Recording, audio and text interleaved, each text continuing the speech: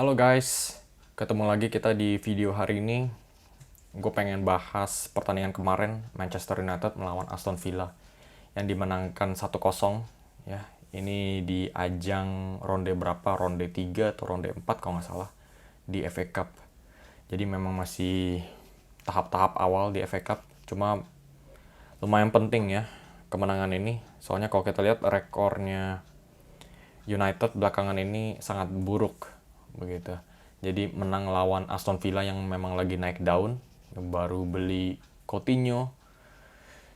Terus juga kemarin diisukan sudah hampir pasti beli Digne. Jadi lagi naik daun. Pelatihnya juga Gerrard ya, defense-nya makin solid, serangannya oke, ada Buendia, Watkins sama Ings. Terus si United bisa memenangkan 1-0. Jadi ini kemenangan yang harus diterima sepenuh hati. Soalnya itu memang beberapa kali Villa itu memang ada momen atau kesempatan untuk mencetak 2-3 gol malahan begitu. Jadi bukan pertandingan yang mudah. Gol perdananya United itu diciptakan oleh Fred ya, asisnya dari Fred. Kaget ya kan. Dan diskor oleh McTominay melalui headernya. Kalau gue lihat ini asisnya ini luar biasa banget. Ini seperti asisnya Bruno, tapi ternyata itu si Fred yang melakukan asisnya itu. Jadi lumayan mengagetkan ya. Si Fred ini ternyata mempunyai potensial melakukan crossing manis seperti itu.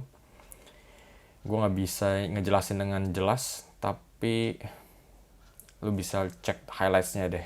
Asisnya itu penuh dengan kualitas begitu.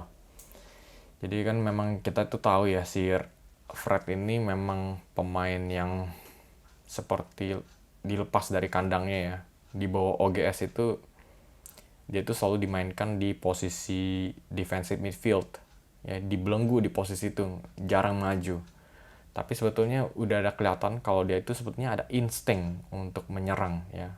Seringkali dia tuh melakukan spekulasi tendangan jarak jauh begitu.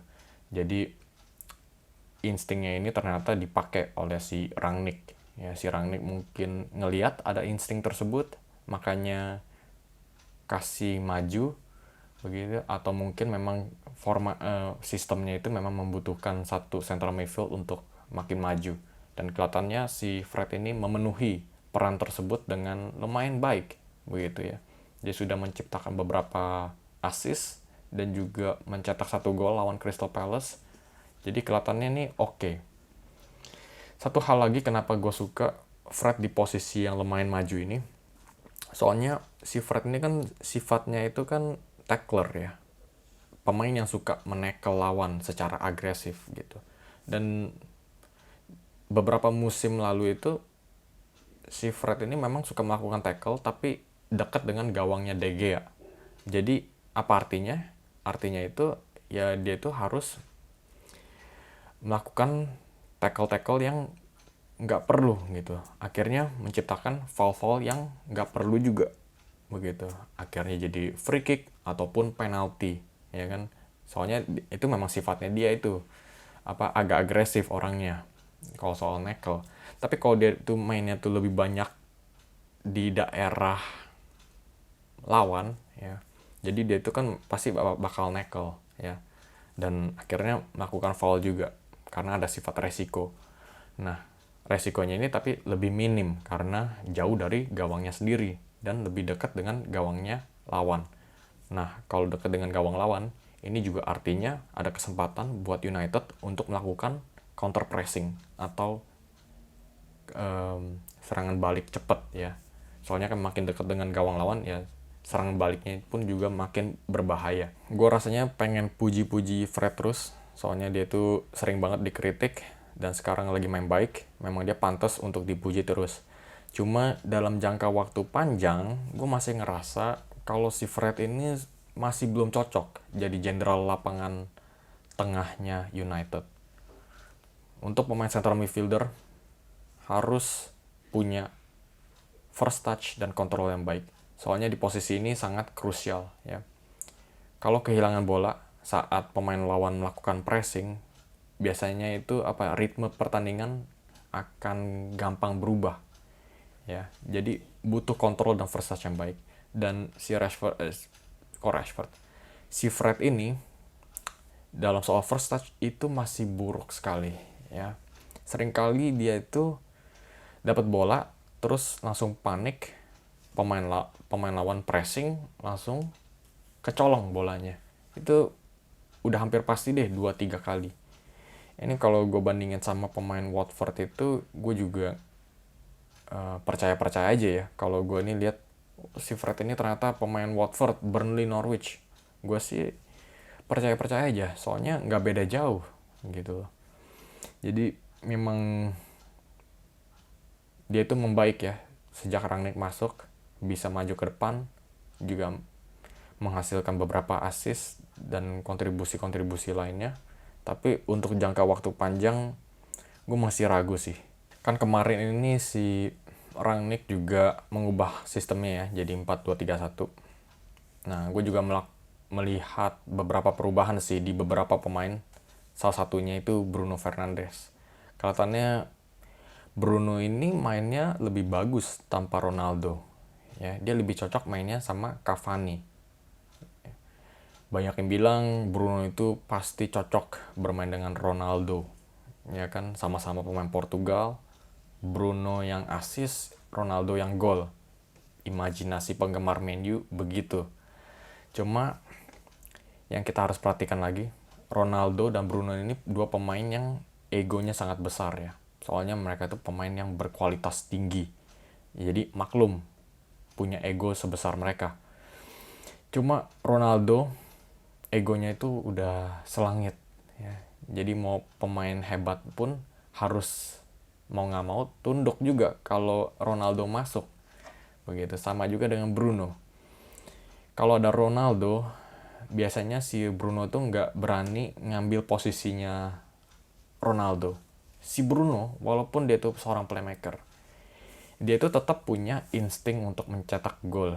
Ya, dia itu punya haus atau lapar untuk mencetak gol. Ya kan, kalau nggak terisikan, biasanya pemain seperti dia ini akan merasa kurang happy ya di klub. Nah, ketika ada apalagi si Rangnick pakai 2 striker ya, kesempatan dia untuk mencetak gol itu makin berkurang begitu. Terus ditambah lagi faktor Ronaldo ya kan, sisi mencetak golnya itu juga makin berkurang lagi. Nah, bedanya dengan Cavani, kalau dia itu bermain dengan Cavani, dia itu masih ada kesempatan untuk mencetak gol. Soalnya Cavani ini dia itu lebih bersifat ke tim daripada individual. Jadi dia itu masih membiarkan Bruno itu lari ke depan ke kotak penalti dan akhirnya mendapatkan kesempatan untuk ngeskor begitu. Ini jarang terjadi kalau dia bermain dengan Ronaldo. Ronaldo itu pastinya dia nggak mau bentrok ya kan di kotak penalti, nggak mau terlalu rame si Ronaldo. Ronaldo pengennya ini memang teritori gua, siapapun nggak boleh masuk gitu. Nah si Bruno ya mau nggak mau harus tunduk sama egonya Ronaldo ini ya kan. Jadi memang ini bukan berarti mereka tuh ngomongnya seperti ini ya, komunikasi, tapi ini seperti perjanjian tidak tertulis begitu buat mereka berdua.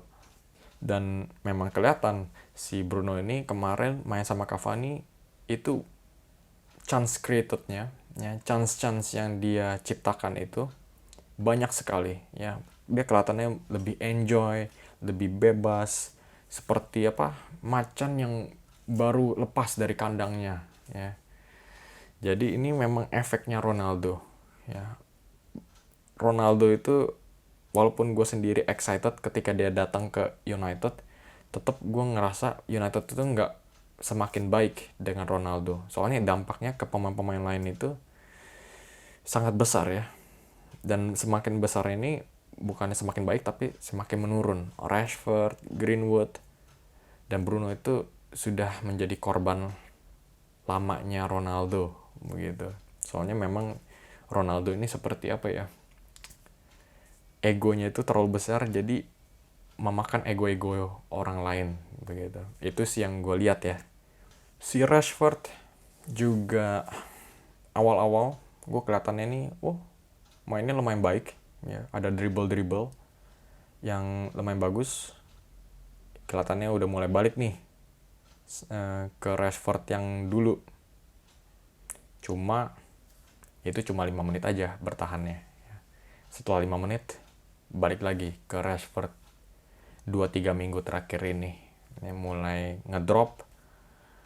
Kelihatannya angot-angotan, kayak nggak mau bermain di lapangan, kayak pengen pulang ke rumah secepatnya begitu. Ada beberapa kali si Greenwood itu dia melakukan tendangan ya, terus di save sama Martinez. Rashford itu bukannya coba buat ngejar, siapa tahu ada bola mentah terus bisa tap in, dia itu malah diem aja gitu loh. Sebetulnya memang bener bola itu mentah dari tangannya Martinez, tapi si Rashford tuh nggak memprediksi, nggak mengantisipasi atau kehilangan agresifnya ini loh gitu loh. Kalau si Ronaldo bedanya, mau kipernya nangkap atau enggak, dia itu pasti tetap lari ke arah gawang, siapa tahu ada bola mentah dia bisa tapin. Tapi si Rashford ini kayak nggak niat main begitu loh. Jadi dalam sisi agresif ini masih kurang. Nggak tahu apa yang terjadi dengan di dalam kepalanya itu. Mungkin dia lagi depresi atau dia lagi stres. Tapi kelihatannya sih dia memang sedih banget ya. Sedih maksudnya dia memang merasa sedih, kayak abis putus sama pacarnya atau apa, gue nggak ada yang tahu. Gue bukannya mau mengkritik dia, soalnya kejadian-kejadian apa seperti depresi begitu bisa terjadi ke siapapun ya, termasuk pemain sepak bola. Jadi kita tuh nggak bisa terlalu banyak mengkritik kayak, oh lu itu pemain sepak bola dibayar gaji besar, tapi mereka itu tetap manusia begitu ya. Walaupun digaji besar, kalau mereka main yang nggak bagus atau mereka tuh ada cerita pahit di kehidupan pribadinya, mereka tuh tetap manusia, jadi kita harus kasihani. Dan si Rashford ini kemarin juga gue lumayan prihatin ketika diganti ya sama Elanga. Dia duduk ke bangku cadangan, terus kelihatan raut mukanya tuh sedih banget ya. Jadi gue kurang tahu apa yang terjadi sama dia. Dan nggak cuma dia aja sih, sebetulnya udah ada banyak kasus seperti dia.